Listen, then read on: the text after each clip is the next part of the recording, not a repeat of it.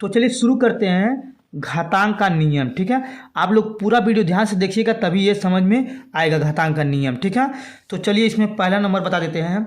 देखिए यानी कि इसमें पहला नंबर आपका है ए पे पावर जीरो। ठीक है, यानी ए पे पावर जीरो, अगर कोई किसी के पावर जीरो होता तो उसका मान एक होता है। ठीक है, अगर ये नहीं समझ में आया तो चलिए क्या और बता देते हैं। जैसे मान लीजिए दो पे पावर जीरो है तभी भी इसका मान एक होगा। ठीक है, अगर मान लीजिए जेड पे पावर जीरो है तभी भी इसका मान एक होगा। अगर मान लीजिए यहाँ पे 100x पावर जीरो है तभी भी इसका मान एक होगा। ठीक है, अगर मान लीजिए यहाँ पे 2x पावर जीरो है तभी भी इसका मान एक होगा। ठीक है, इतना को समझ में आ गया होगा। अगर ये पहला और नहीं समझ थोड़ा एक और बता देते हैं। जैसे मान लीजिए 8x पावर जीरो है तभी भी इसका मान एक होगा। ठीक है, यानी कि किसी के पावर जीरो आ जाएगा, किसी के पावर घातांक के नियम में अगर किसी के पावर जीरो आ जाएगा तो उसका मान एक हो जाएगा। ठीक है, इतना को समझ में आ गया होगा। तो चलिए दूसरा बता देते हैं। अब देखिए इसमें दूसरा नंबर, अगर मान लीजिए दूसरा नंबर में कोई जैसे मान लीजिए 3/5 दिया है। ठीक है, अगर हम इसको ऊपर ले जाते हैं यानी कि इसको नीचे ले आते हैं तो आपका 1/3 पे पावर -5 हो जाएगा। ठीक है, इसको ऐसे लिख सकते हैं। अगर ये नहीं समझ में तो एक और बता दीजिए, मान लीजिए 2 पे पावर 6 लिखे हैं, अगर इसको नीचे लाते हैं तो यानी कि 1/2 पे पावर -6 लिख देंगे। ठीक है, ये 1 हो गया, ये 2 हो गया। यानी कि ये नहीं समझ में आया तो देखिए, यानी कि अगर x पावर 4 हो तो इसको अगर नीचे लाते हैं तो x पावर -4 हो जाएगा। ठीक है, इतना आपको समझ में आ गया होगा। अगर नहीं समझ में तो एक और देख लीजिए। जैसे मान लीजिए आपका 10 पे पावर 2 दिया हुआ है इस तरह से, अगर इसको नीचे लाते हैं बटे में यानी कि 10 पावर -2 हो जाएगा। ठीक है, इतना आपको समझ में आ गया है। दूसरा भी, पहला अगर x पावर जीरो हो तो उसका मान एक होता है, किसी के पावर जीरो हो तो उसका मान एक होता है। और दूसरा नंबर यानी कि किसी के पावर इस तरह से होता है तो इसको हम बटे के रूप में माइनस में लिख सकते हैं। ठीक है, इतना आपको समझ में आ गया होगा। तो चलिए दूसरा बता देते हैं। अब देखिए तीसरा नंबर जो है, यानी कि देखिए तीसरा नंबर में अगर मान लीजिए यहाँ पे आपका दिया हुआ कोई संख्या, मान लीजिए 1/b, ठीक, और इस पे दिया आपका m। ठीक है, तो इसको लिख सकते हैं a पे पावर m और b पे पावर m। ठीक है, अगर ये नहीं समझ में आया तो चलिए एक और बता देते हैं। जैसे मान लीजिए यहाँ पे लिखे हैं 9 और यहाँ नीचे लिखे 7। ठीक है, और इसके पावर 2 है तो इसको लिख सकते हैं हम 9 पे स्क्वायर और 7 पे स्क्वायर। ठीक है, अगर ये नहीं समझ तो चलिए एक और बता देते। जैसे मान लीजिए ऊपर x है और नीचे y है और इसके पे पावर 2 दिया है तो इसको लिख सकते हैं हम x स्क्वायर और y स्क्वायर बटे में। ठीक है, ये आपका तीसरा नियम हो गया। अगर तीनों नियम ये समझ में आ गया होगा, चलिए चौथा बता देते हैं। अब चौथा नंबर देखिए। चौथा नंबर अगर आपका कोई संख्या में जैसे मान लीजिए a और b दिया हो, ठीक, इस पे पावर m दिया तो इसको लिख सकते हैं a पे पावर m, b पे पावर m लिख सकते हैं। यानी कि दोनों पे पावर यानी कि अलग अलग, यानी इसके साथ एक बार इसके साथ लिख सकते हैं। ठीक है, अगर ये नहीं समझ में तो एक बार समझा देते। जैसे मान लीजिए 2 दिया है और गुणे में आपका दिया हुआ है 6 और इसके पावर दिया आपका 3। ठीक है, तो इसको लिख सकते हैं 2 पे पावर 3 गुणे 6 पे पावर 3। ठीक है, अगर ये नहीं समझ में तो चलिए एक और बता देते हैं।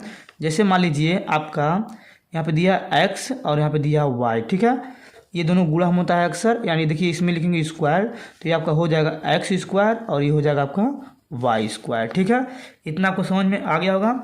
ये इसको चाहे तो बीच में गुणा भी लगा सकते हैं, अगर नहीं लगाएं तभी कोई प्रॉब्लम नहीं होगा क्योंकि बीच में गुणा छिपा होता है। तो चलिए पाँचवा बता देते हैं।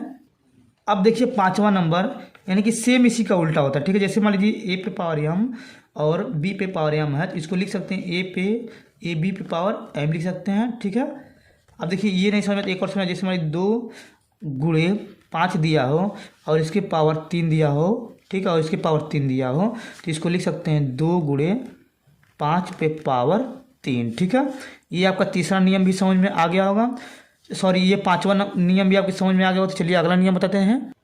अब देखिए इसमें छठवां नंबर, ठीक, अगर कोई भी क्वेश्चन जैसे मान लीजिए a दिया हो आप पावर m दिया हो और इसके पावर ये n दिया हो तो इसको लिख सकते हैं a m गुणे यानी कि n, यानी a पे पावर m n लिख सकते हैं। ठीक है, अगर ये नहीं समझ में तो इसको देखिए 2 पे पावर अगर 3 दिया हो तो इसको अगर इस पे पावर ऐसे 5 दिया हो तो इसको लिख सकते हैं 2, ये आपका यानी कि 3 गुणे 5 लिख सकते हैं। ठीक है, अगर ये नहीं समझ चलिए एक और समझा देते हैं। जैसे मान लीजिए यहाँ पे दिया हुआ है 6 दिया हुआ है, इसके पावर 7 दिया हुआ है और ऊपर स्क्वायर दिया है। ठीक है, तो इसको हम ऐसे लिख सकते हैं, यानी कि देखिए 6 7 गुणे 2 लिख सकते हैं। ठीक है, इतना आपको समझ में आ गया होगा। तो चलिए अगला नंबर बता देते हैं। अब देखिए इसमें 7वां नंबर, ठीक है। 7वां नंबर अगर आपको कोई दिया हो ए पे पावर m और दिया हो ए पे पावर n, ठीक है, तो इसको ऐसे लिख सकते हैं। देखिए यहाँ पे ए है यानी लिखेंगे ए और m, इसको ऊपर ले जाएंगे तो ये आपका माइनस में आ जाएगा, ठीक है। यानी कि देखिए एम पे पावर ए पे पावर m दिया, इसको ऊपर ले जाएंगे बटे में है तो ये माइनस में आ जाएगा, ठीक है। जैसे मान लीजिए यहाँ पे यहाँ दिया हुआ 4 दिया हो, अब पे पावर 3 दिया हो और नीचे आपका दिया हो 4 दिया हो और पावर 2 दिया, ठीक है। तो इसको ऊपर ले जाएंगे तो आपका 4 पावर 3 तो ऑलरेडी रहेगा, इसको ऊपर ले जाएंगे तो गुणे हो जाएगा आपका, यानी कि यहाँ पे हो जाएगा 4 पे पावर -2 हो जाएगा, ठीक है। अगर ये नहीं समझ चलिए कर समझा देते हैं। जैसे मान लीजिए यहाँ पे दिया है आपका 5 पे पावर 3, यहाँ पे दिया है 5 पावर 7 दिया, ठीक है। तो यानी कि इसको ऊपर ले जाएंगे तो आपका हो जाएगा 5 3 पे पावर -7 आ जाएगा, ठीक है। यानी कि ये ऊपर ले जाएंगे तो ये माइनस घट जाएगा इसमें घात, ठीक है। ये भी आपको समझ में आ गया होगा। तो चलिए अगला बता देते हैं। अब देखिए इसमें ये 8वां नंबर जो है लास्ट है, ठीक है। अगर देखिए ए पे पावर m गुणे ए पे पावर n कोई दिया हो तो ए लिखा जाएगा और m प्लस n छूट जाएगा, यानी घात जुड़ जाएगा, ठीक है। इतना कुछ समझ में आ गया होगा। अगर ये नहीं समझ चलिए कर समझ। जैसे मान लीजिए 4 पे स्क्वायर गुणे 4 पावर 3 है तो इसको लिख सकते हैं, यहाँ पे देखिए यहाँ पे लिख सकते हैं 4 2 प्लस 3, यानी कि घात को जोड़ लेंगे, ठीक है। अगर ये नहीं समझ में तो चलिए करो बता देते हैं। जैसे मान लीजिए 6 है और इस पे दिया है 2 गुणे यहाँ पे दिया है 6 पे पावर 5, तो गुणा कर समय घात को जोड़ लेंगे, यानी कि 6 लिखा जाएगा और 2 प्लस 5 हो जाएगा, ठीक है। इतना आपको समझ में आ गया होगा। अगर ये पूरा वीडियो आपको समझ में आया होगा तो लाइक और कमेंट जरूर करें, ठीक है। तो धन्यवाद।